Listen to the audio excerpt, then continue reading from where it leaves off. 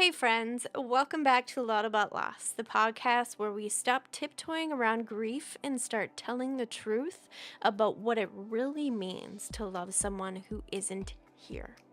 Today's episode is one I've been looking forward to. I am sitting down with my new friend Andrea, a grieving mom, boutique owner, creative force, and the woman behind Kalena Deena Boutique. Andrea's story began with unimaginable heartbreak, the stillbirth of her daughter Kalena in the summer of 2020. But what makes her journey remarkable is how she's chosen to live because of Kalena, not just in spite of her loss. Andrea is raw, honest, and funny in the most necessary ways. She talks about grief, generational trauma, inner child healing, and being the kind of mother her daughter would be proud of, even when her daughter isn't physically here. This conversation is about identity, motherhood, healing, and how sometimes being the mom of a baby who died can teach you how to be the mother you needed growing up. Let's dive in. Hi. Hi. I'm so excited you're here. So we met, Andrew. We haven't met. This is our first time meeting because my friend Amanda, who was like my very first guest on this podcast, she like sort of introduced us and she's like, you need to have Andrea on your podcast. You guys need to meet. I'm so happy to be here. You're my soul sister in grief. Yes. So, yes, I'm so excited to be here. Yes. I'm so excited to talk about your boutique and your beautiful daughter. And so tell us about the day you became mom, the day that you met Kalena. What's her story? Holy holy moly, that the day I became Kalena's mom. It was May 13th of 2020, and I became her mom very early in the morning. I think it was like 5:58 or something like that. But keep in mind I had been in labor since Monday. So, Wait, how many hours is that? more Did than you I can count? count. I was More like than I was like induced for like 34 hours or something like that.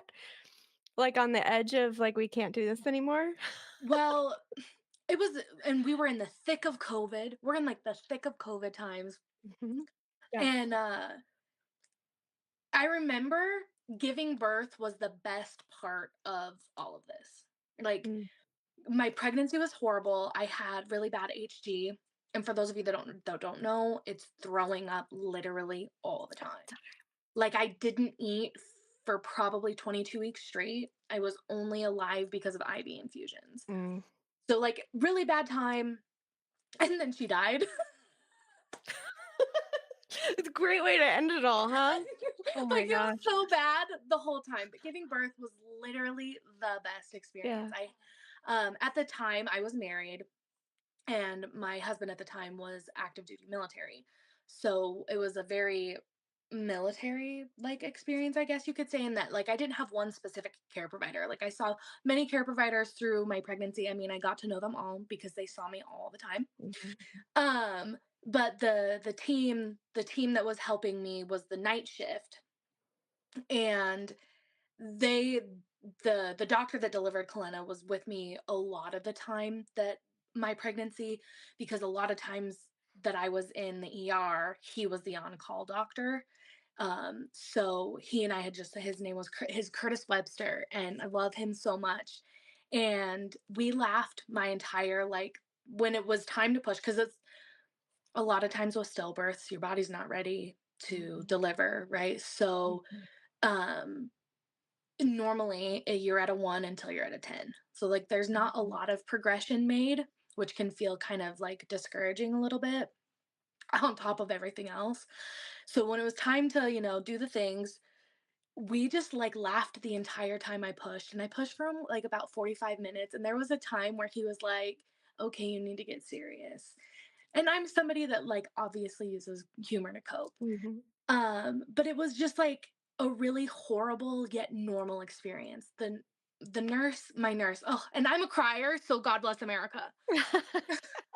My nurse, Sandra, I'm actually still in contact with her to this day. Oh.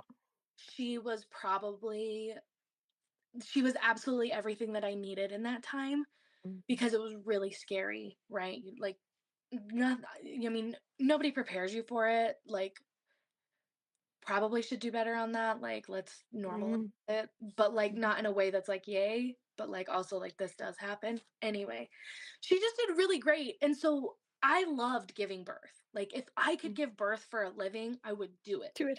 Not the pregnancy, Not anything the else. pregnancy part. But like she was born, and I remember it was quiet, and I remember like, because obviously you prepare for that, right? Your baby's dead. You logically know that they're going to not make sound, Mm. and then there's almost this like moment of like, maybe everybody was wrong, maybe Mm. everybody was wrong, and it was just like a funny little fluke, and like, Mhm. JK, LOL, she's alive and well. Yeah. That didn't happen. Yeah. He was Yeah. very much still dead. Mhm. And I remember they the doctor was checking everything, because had there been any sort of like umbilical cord issue, or like, did she look physically, like, was there something visible that you could Wrong. see Yeah. was the thing, the cause of death. Yep. Perfect angel baby. Perfect angel baby. And they just like plop her on my chest. And I remember just feeling this moment of like, this is mine. Mm. Like, this is mine. And like, people talk about like a mother's love. And when I tell you that that is so real, it is Mm. so real. Like, instantly, I knew, like, immediately, this like motherhood fulfillment. Like, I mom. And I remember like looking her over, we were looking at her hands and her feet.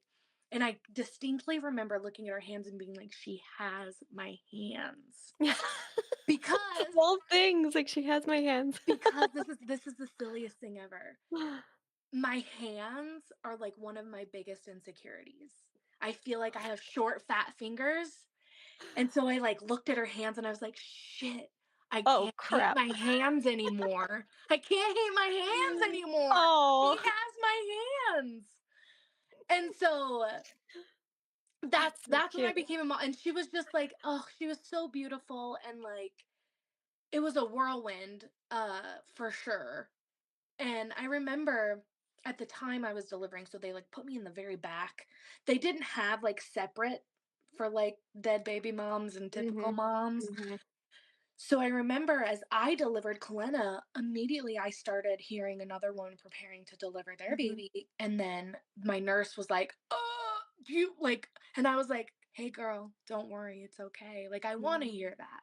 Yeah. Like, in the, and this is like, I don't know how I feel about it now, therapy. Yes. But at the time it was like almost like, I want to hear other women experience the thing I didn't. Like, Yes. I Yeah. wanted to know that they were okay, that like their experience was what mine should have been. Ben. Mhm. And so like I wanted to hear it all. Like, it was like horrible. I don't know if it was like a sick twisted something, but like Mm. I just needed, for me and like my space, like I just wanted to know that this wasn't everybody's Yeah. experience, but like also fuck you bitches, but like love Yeah. you. Yes. Yes. Oh, 100%. Oh my gosh. So that's the day I became a mom. Yeah. And I only spent about 6 hours with her.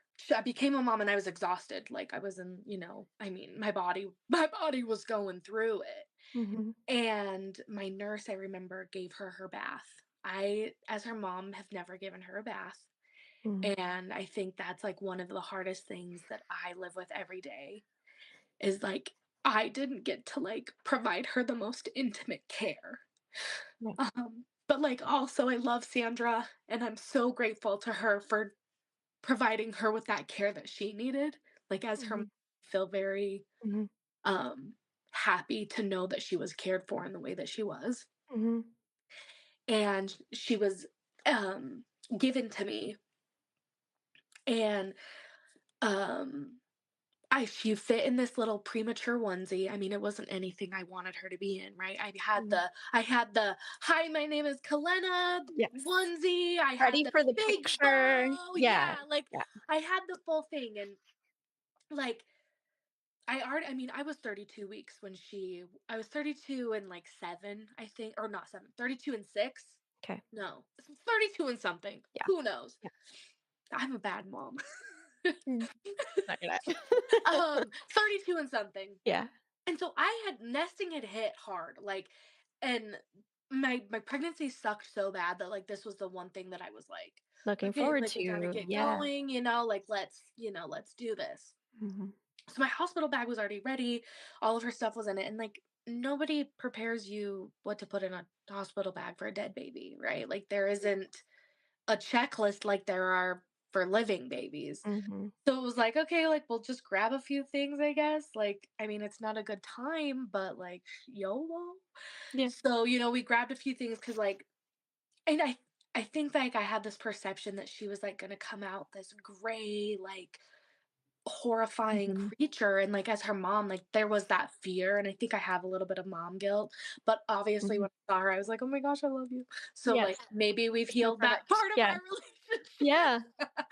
And so I like the hospital staff, when they told me that she no longer had a heartbeat, I literally was like, "So what do you bring for a dead baby?" And they Yeah. were like, "Well," and they had given suggestions like, all comfort items and things like that. And then they also had said, "You might want to bring a teddy bear or stuffed animal, you that to take pictures with, you might want Mhm. to take some outfits, if that's what you want." Like they were very obviously they had done it before, like Mhm. that's part of their job. And so I did. I like grabbed a couple outfits, and funny enough, the teddy bear that I use as Kalena's physical representation was a gift given to me from my aunt because when I was really sick, life was not good for Andrea. Life was not good, and I was very unwell physically and mentally. And she had sent me this care package, and inside of it was this bear. And that once Kalena's crib went up, the bear lived inside of her crib. Like Mhm. this, this is Kalena's bear, and like this is Mhm. Kalena's physical representation on Earth. Yeah. And so we brought her bear to the hospital, and then we got all these really like cute and lovely pictures that like I love with my whole heart now, because I think being able to have this tangible item where we created these memories is what like I get to hold on to. Mhm. I have a lot of issues with the bear because there's I think some stigma that I've placed on it, and like my own like weirdness that I'm processing. Yep. But like knowing that they were together and Mhm. I still get this You thing, still have it. Yep. yeah, is like the one of like the most comforting things, I guess, Mhm. to have. I mean, despite, like, it being the least comforting thing in my entire life, but, and then I, held my baby for 6 hours, and, my baby didn't cry, so honestly, best kid award, straight for honestly, Never best kid. cried. Never cried, never cries, she doesn't talk back, like, ever, Perfect and, baby. like, I remember though, like I held my baby on an ice pack. Like Mm. Yeah. so we had her swaddled and then the ice pack and then her on top of it cuz it was Okay. cold. Like Yeah. I didn't want like that's cold. And then she was wrapped in it. And I remember like because I'm extra, I don't know if we've gathered that at all. I don't know if that is something we've gathered, but like I had her in this cute bow and this Mhm. outfit, and then all of a sudden I like noticed her headband suffocating her skull, and there was Mm. this indentation In happening, her. Okay. and Yep. I was like immediately like my panic. I was Oh my like god, take it off. I'm like freaking out, and I'm like what's happening, because like that's that's so painful on like so many levels Mm. to like witness, this what I would say would be painful for me as a living person if my skull was being crushed by this bow. So we rip it off, but then there's this indentation. And so then I'm like, so obviously the hospital staff was incredible and they had one of those cute hospital Yes. Yep. the Bow thing hats with the hats. bow, Yeah. you know, Yeah. and that the because we I love that she got a normie kid experience, even though it's not normie, because Normie. everybody gets those Mhm. hats, right? So like Mhm. she did get a normie experience and a really not normie thing. Yep. And and then I was like, okay, life is good. So then we were snuggling and I was exhausted at this time.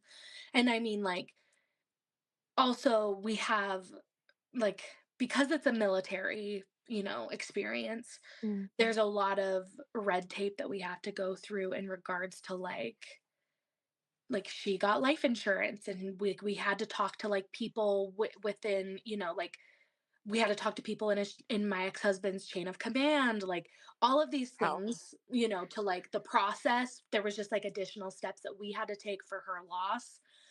And Mhm.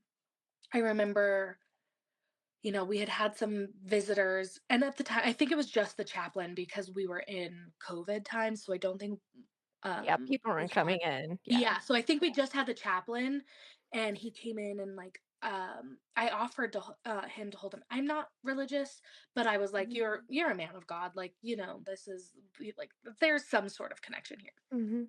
And so, and then I remember like as I was like giving her to him, like I noticed like she started getting these slits in her mouth because Mm. of black jaw.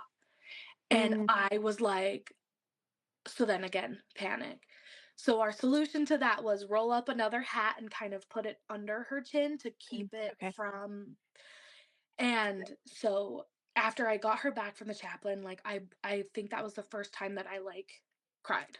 Like that was the Mm. first time. I mean, I think during labor I had cried like privately, like alone, but I think that was the first time that I just like let it out because I was actively watching my daughter morph into something unrecognizable. Mhm.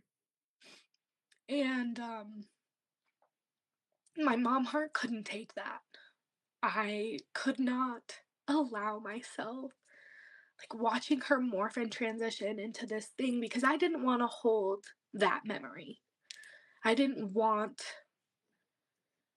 I don't want to say tainted, but I didn't want the transition to be what I held on to. Sure. And so I had made the decision that it was time to send her to the morgue. Mhm. And that is the most brutal experience Yeah. ever Yeah. because I'm looking at my like literal infant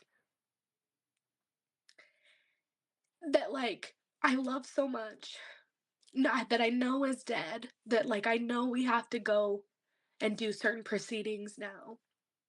But it's like there's all of these steps that we have to take before I can lay her to rest, right? Mhm. And so I had to entrust my sweet baby angel with strangers. And that was the scariest thing I had to do. I was terrified. I was like, you get me a stuffed animal right now. She is not going alone. Mhm. She will not be in a refrigerator alone. Mhm. So we got her a teddy bear and we said our goodbyes and she was wheeled off to the morgue.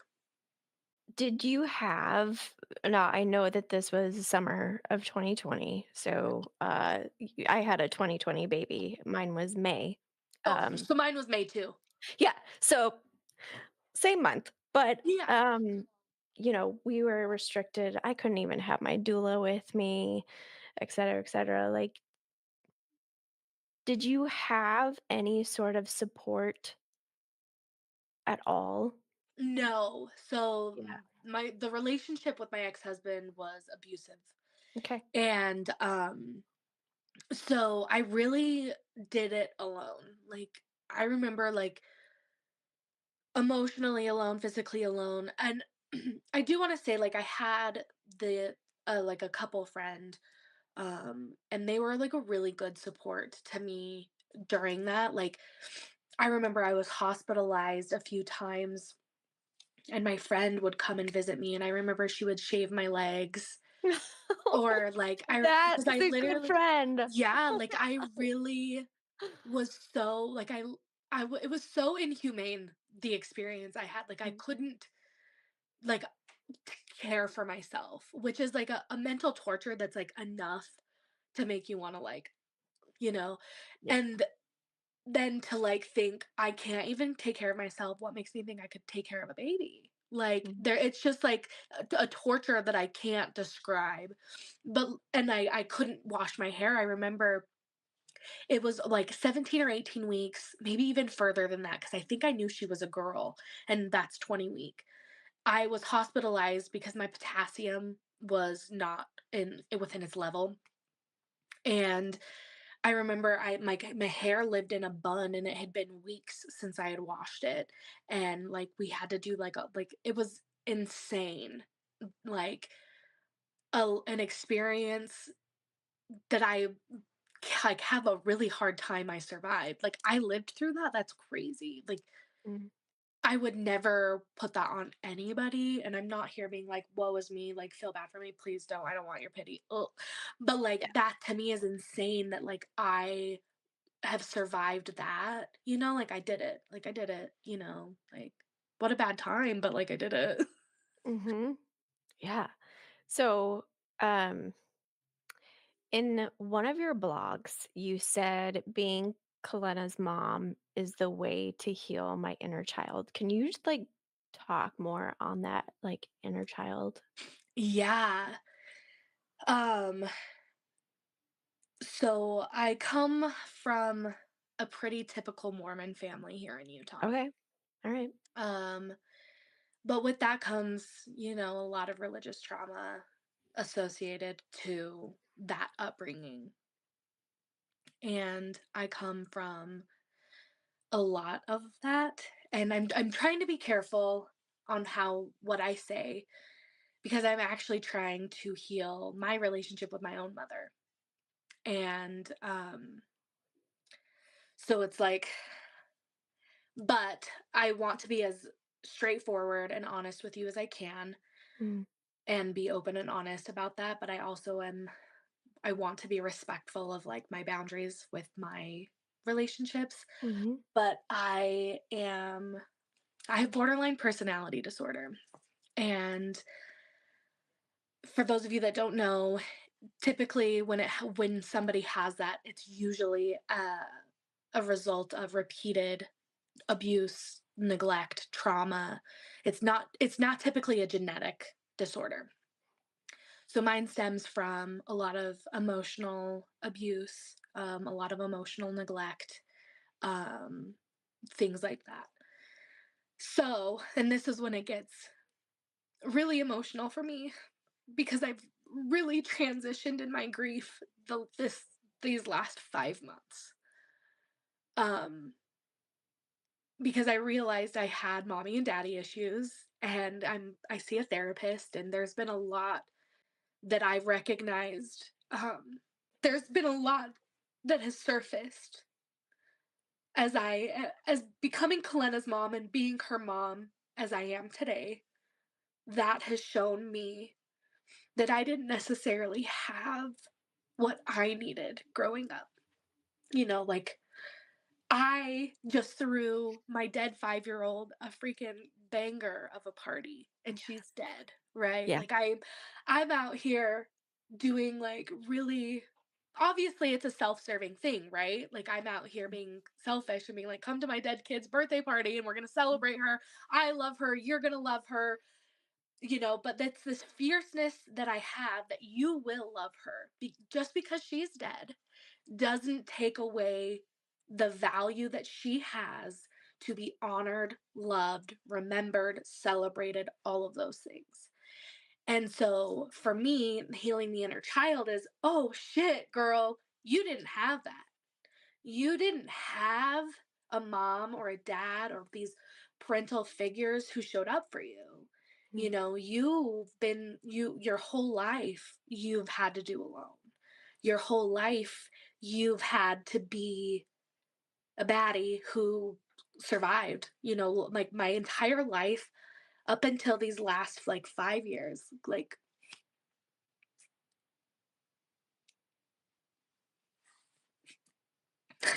who I am today is all because of Kalena. So we all deserve, or she deserves us all to thank her because she's given me this opportunity to live and not to survive.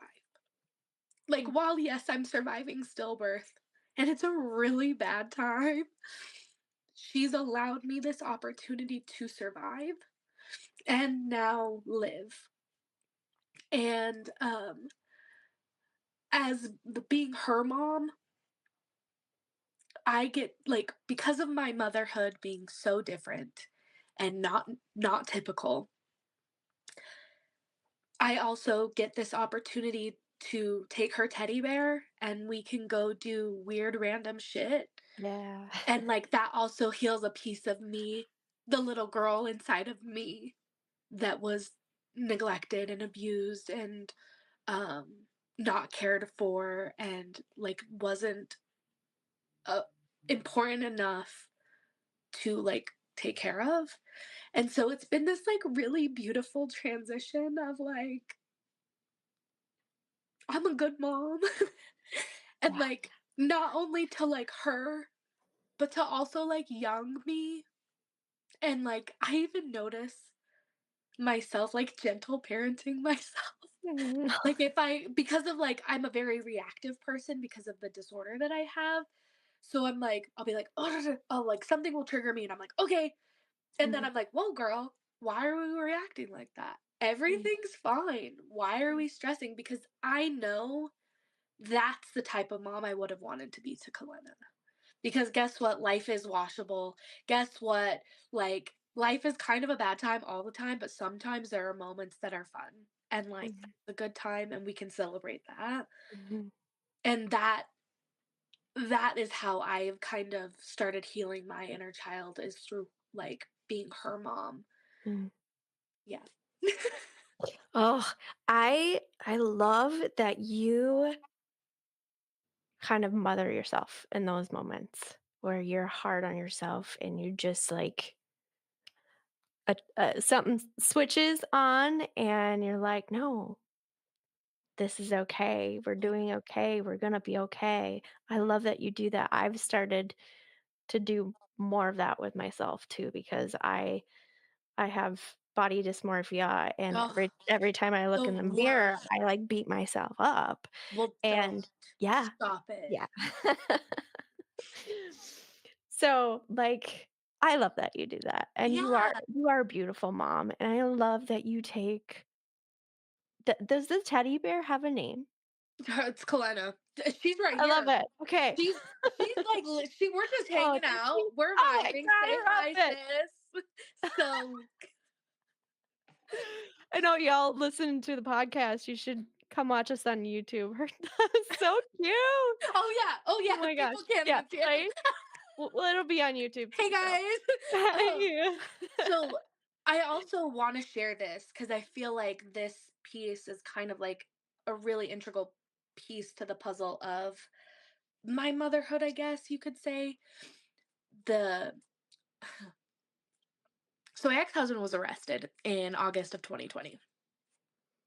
'Kay. And the day he was arrested, it was for a domestic violence incident. And I remember I looked at him because like obviously what the fuck? Um and before I had confronted him, I was sitting there and I'm like, "Whoa girl, you're a mom. You're a whole mom. You should be having it was in May, June, July. You would be having a 2-month-old right now. What the fuck are you doing?" Like it was like this moment of like, A, you would never allow that for your kid. And if for a second that anybody mistreated her, anything, Mhm. I would go to jail immediately. There is none of that. And second of all, if I had shown her an example that that was okay, I failed. Mm. I failed as a mom if she thinks that that's okay to be treated that way. And there is no way in my life will I ever allow myself to be in that position to mirror for her. So I remember I walked up to my ex-husband and I said, if it's not good enough for Kalena, it's not good enough for me. And like that moment, like I vividly remember that because it was like, it was time to boss the fuck up. We're not doing this. It's not okay. And now we're going to figure life out. And this whole grief journey, I that moment plays so much in my life because if it isn't good enough for Kalena, it's not good enough for me. And I remember that night I made a promise to her that I was going to live the life that I would have wanted for her. And it's been a wild ride. Girl, the Mhm. last 5 years have been a bad time, so, like, forgive me for not being the best at living. I've been surviving. But now, girl, we're a little bit better, so we can do things differently. But that for me was the transition. So when I say that I owe who I am to Kalena, it's because of that moment. Like, because I would never forgive myself if we continued generational cycles of trauma and abuse. And so it Mm. stops with me. Mhm. Stops with Oh, Kalena man. because she died. Yeah. Yeah. Yeah. Oh my goodness. So I want to hear about your boutique and like Yes. how did it begin and how does it help you stay connected to life? Yeah. I, for a long time, so I have a religious background. I don't subscribe to religious beliefs. Mhm. I would say maybe more spiritual, but like also like not super woo woo, but like also kind of okay with that. I don't know. We're on a journey. Yes. But I remember like dying inside because I just wanted a connection. I just wanted a Mhm. connection. I just wanted a space to be with my kid. Like, I should be having these sleepless nights with a crying kid and nurturing and mothering. And it's like all of these natural instincts really do kick in. And then it's like, but they're where, what am I Why are doing? they? Yeah, right. Yeah. So I started that, I think, a year. Yeah, maybe 2 years. No, because I would be celebrating I would have celebrated my 3rd anniversary with it this year, but I was, like, going through a transition, which was really scary and crazy, and so I was, like, in my grief bubble, and I, like, was Mhm. really in my I had a lot of PTSD episodes. It was wild, okay? Mhm. And so the last few months, I've just really kind of been in this transitionary period, and so the boutique has not been, like, because it never was, like, about money. It was obviously about Kalena's memory and, like, keeping her alive. And so but I still have kind of used it as, like, a blog, kinda to just keep everybody updated on, like, the transition too, because I feel a calling to normalize normal, and this is my normal, and this is a normal that I don't want for anybody else, but Mhm. unfortunately, that's a reality that I have no control over, and I know I've felt a lack of community of people that experience life the way I do. And so if I lack it, I guess I'm going to create it, which Yeah. is the brainchild of Kalena Deena Boutique. And it started with this intention for lost moms, but I think too I was too fresh in my grief to be able to support other people Mhm. in their grief because I was just trying to survive. So I remember the first little bit, it was all about like Kalena and like, you know, loss and all this stuff. And then I was like, well, this is sad.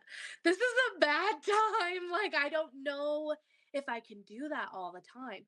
So then it just kind of transitioned into this like dark humor, relatable thing, Mhm. which was really good and healing for me because I loved being unrepentantly morbid, I guess you could say. Like, I loved being able to show up and being fucking unwell. And then I really kind of got into my own, like, artist. like my own style. Like I kind of Yeah. with like my art. So then it like transitioned into this like art thing and I was doing these markets and I always it was this thing that it was like every order I get, it's almost like a piece of Kalena gets to go and live life through these things. Yeah. Like she gets to be in everything I create and she gets to like go live life that I wouldn't even be able to experience. Like I wouldn't be able to teach her or like let her be able to experience in my world, right? So it's like this really it's like allowing all of these other people to get to love her too and then she also was living. And then I actually you're the first to know what is about to happen. Okay. We are actually doing a rebrand, like legit, like an Sweet. actual rebrand. Because behind me, for those of you that can't see, there's a pile of boxes. Yes, they're But beautiful. for her birthday this year, I did a fundraiser to donate keepsake boxes to local hospitals because that's one of my favorite things that Mhm. I mean, no, I hate my keepsake box because it's like the most depressing thing ever. It's this silk Yep. purple box that's just the worst. But Mine's like in a also plastic bin yes. with a Oh lid. my gosh, same because like it can't live in that box. Yeah. It Yeah. can't live in that box. So for me, I wanted to make it a very individualized experience Mm. for the lost mom or person and the infant because I I feel like my experience was really streamlined. I feel like and I understand the necessity behind that, but I also like look at this morbid purple box and I'm like that wasn't my kid. That Mhm. wasn't my kid. I know I don't know my kid, but I know her enough to know that that was not it. And um for me because of this calling that I feel to like be loud about loss. A Hey. um I want to normalize individualized experience in grief because like we talked about Amanda. Amanda loves oranges, you know, like or orange. Yeah. And so like obviously if I was a care provider and Amanda had come into my facility or and you know I as I'm talking to her and providing care for her I You would would have get to known know that these about things her. right Right. and I can make a deductive reasoning choice to say hey this mom deserves this box right because then it's also because I know there's countless other sad purple boxes that other people have Mhm. and I'm not saying that like Kalena deserves every individualized thing in this world because that's unreasonable. But I also do believe that she deserved something more personal, Mhm. even though they didn't know her and even though I don't know these babies. So it started as I was gonna donate friendship bracelets to to local hospitals. It was just gonna start out as a fundraiser to make bracelets because for those of you that can't see, I'm showing a bracelet that me and Kalena are wearing because that's the one thing that her and I got to share because she was buried with hers and Mhm. I wore mine every day until it broke and that was Mhm. a whole thing but Oh it my was gosh. also the purple box of bracelets so it's Yeah. okay that it's gone Yeah. but bracelets were for me was this really anchoring connecting thing and so I wanted to share that with other lost moms but like in a I guess you could say trendy way that Mm. wasn't white pearls. Like, you know, Mhm. we just had the Eras tour. The Yeah. whole friendship bracelets are a Yep. thing. I'm like, okay, girl, that's such a good idea. Matching friendship bracelets, and you could put like letters of the like initial. You know, you don't even have to get wild with it. You can Mhm. just, you know, you can do that. Well, as I was like, you know, doing it, I was like, oh, like it would be kind of fun to do like a Amazon wish list or whatever. So then I was like, I started reaching out to individuals in my circle and I was like, hey, I'm doing this thing for Kalena's birthday. Do you want to donate? Because listen, I'm a bit go big or go home. We've already established I'm extra. Mhm. So I was like, I wanted it to be a sizable donation. I didn't want to go with 100 bracelets and be like, here you go. I wanted to come in it guns blazing because guess what? I don't have the opportunity to mother a living child, but you bet your sweet ass I have time to sit down and make bracelets for my dead kid.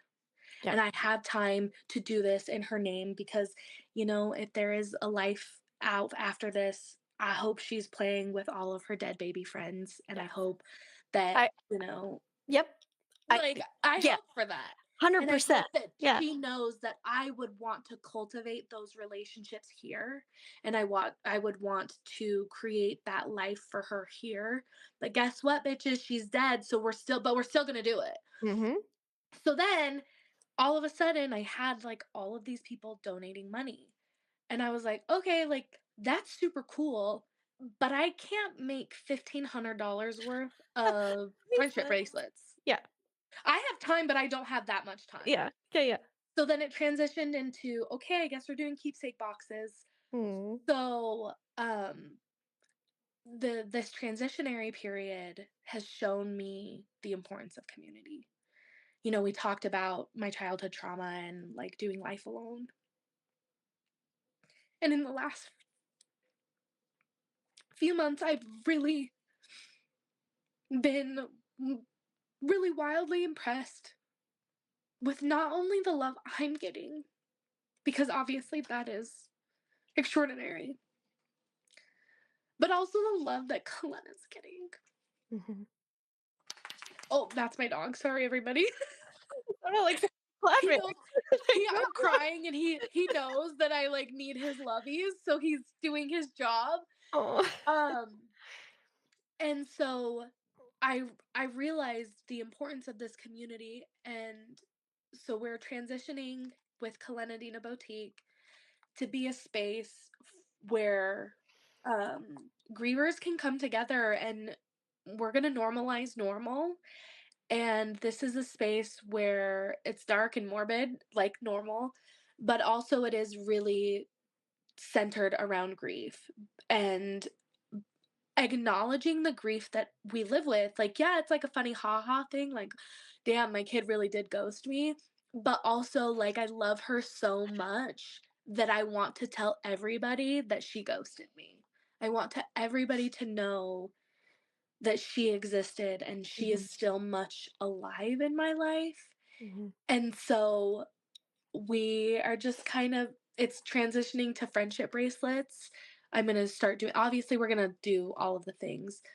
But like I think about my lost mom friends who also have a teddy bear or a stuffed animal that they use as a physical representation of Yeah. their sweet angel baby, and I would love to like send friendship bracelets to them and their Oh. stuffies so that our kids can be together in like Mm. a connection way, right? Like I Yeah. want to normalize friendships between our kids. I want our kids to still have opportunities to like love each other even though it's through Mhm. us. But like, you know, that for me is where we're transitioning to, and I think that like we're in our grief era and it's like Yep. sparkly and Are you shitty. going to make that shirt? Yep. I want one. Sign me up. We're in our grief era Oh my and gosh. it's like horribly painful and beautiful. Mm. Okay, so what's one way being Kalena's mom has changed the way you show up in the world? Wowzers trousers. You know, I think being Kalena's mom has made me I've always been an empathetic individual. The empathy for me runs deep. But recently I've been really activated in my local community here in Ogden. I'm a part of I guess it's like a political thing because everything's political these days. Yeah.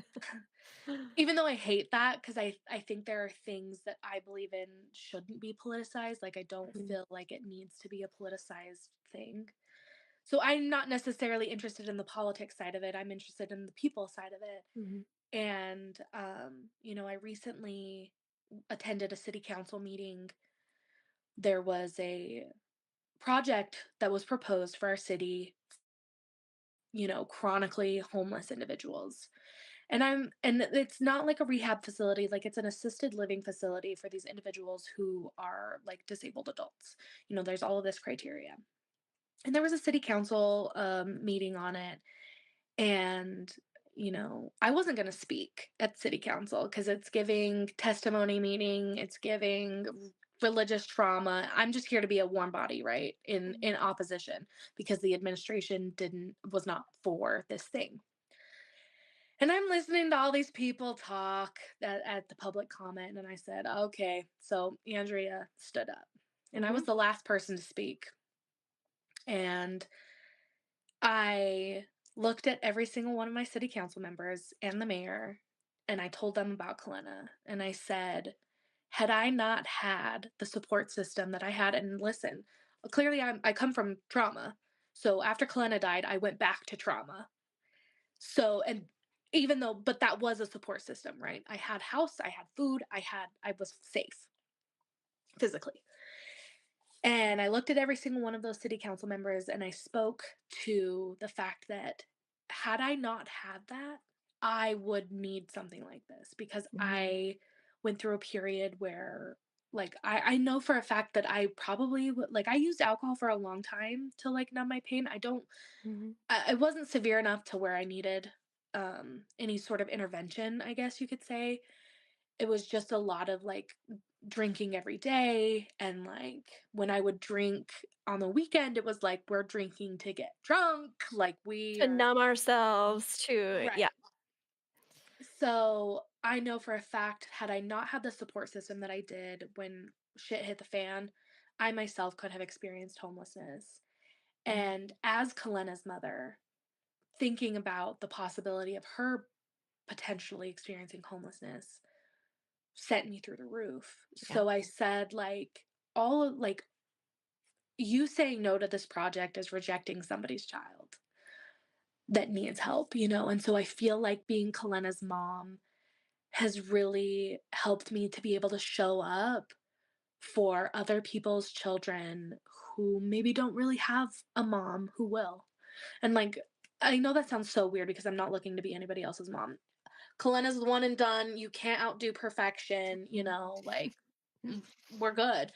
But, like, knowing that I have a voice and I found my voice through Kalena, advocating for individuals who can't advocate is kind of how I've transitioned in that space to show up in that arena. Yes. Oh my gosh. So I hope that you are so proud of yourself because that is so powerful and inspiring to just like stand up and speak for Kalena, speak for yourself, speak for others because Kalena, like, she gave you that voice. And like, I feel the same way about Gracie. And like, I saw her in a hospital every day just keep on surviving and just keep on powering through and showing up and being strong. And like, she taught me resilience and she taught me that she taught me how to be an advocate for her, but also for myself. And like, God, our babies are amazing. Powerful, powerful little girls, truly. Yeah. Like, Yeah. Oh my goodness. and, like, thank you, Gracie. Like, thank you, Gracie, for being you so that I can have your mom. Like, thank you, Gracie, for showing up and providing your life for us to be able to connect. Like, Mm. it's really fucking shitty and we're mad that you're not here. But, like, also, we can't change that. And as shitty as that is, but I'm also so grateful that you're here, that Yeah. we're here together, that we're doing this Bunch together, of baddies. that we get to love our girls together, Yeah. and have meaningful connection through horribleness, Mm. Mm. but, like, I also want to say, like, as much as you want me to be proud of me, like, I also want you to be proud of you, because you show up and you do the same thing, and you, like, you've created a platform where like we get to like be do this together, right? Like Mhm. we as we are like sifting through our own lives and our own traumas and our own grief, you still show up and you allow us to like be moms together and Mhm. be very vulnerable and transparent in a really cool, normal way. And thank you. Mhm. Thanks for being Gracie's mom too. You are amazing, okay? You're I love amazing. you I am so excited to talk to you again, like, we could just keep on going, for going, hours. almost an hour. So, I'm just where can people follow you, Yeah, all the things? follow along for all of the shenanigans that are Andrea and Kalena at Kalena Deena Boutique. We're on Instagram, we're on Facebook, sometimes on TikTok. Listen, it's a hot mess express over Yeah, here, yeah, but we get through. Okay, yes, we get through, we get by. I don't know how, but please come join. And also, like, if you're a lost mom looking for community, we're here. We want you. We want you. If you grieve loudly and you are, like, because it's also not easy to be somebody that is blatantly loud as us. There's a mm, lot of grief makes people uncomfy. And mm, but you know what's really uncomfy? Giving birth to a dead baby. So, like, do you want to and hear yes, about it or do you want to yeah, experience it? yeah, But yeah, like, to the lost moms out there, come join us. We're waiting for you. We want to love your babies. I want to love your babies. I want to know about your babies. Like, we're here.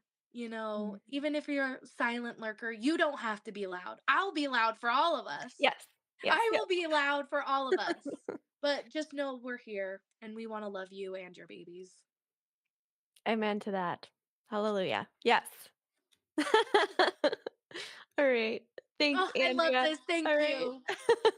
Friends, thank you so much for listening and watching this podcast with my friend Andrea. I love this conversation so much, and I loved Andrea so much. I feel like I made a new best friend. After we finished this recording, we talked for like another half hour. It was ridiculous. So go follow Andrea at Kalena Deena Boutique. And don't forget to subscribe to this channel and give this video a like if you enjoyed it and want to see more like this. And I will see you in the next video.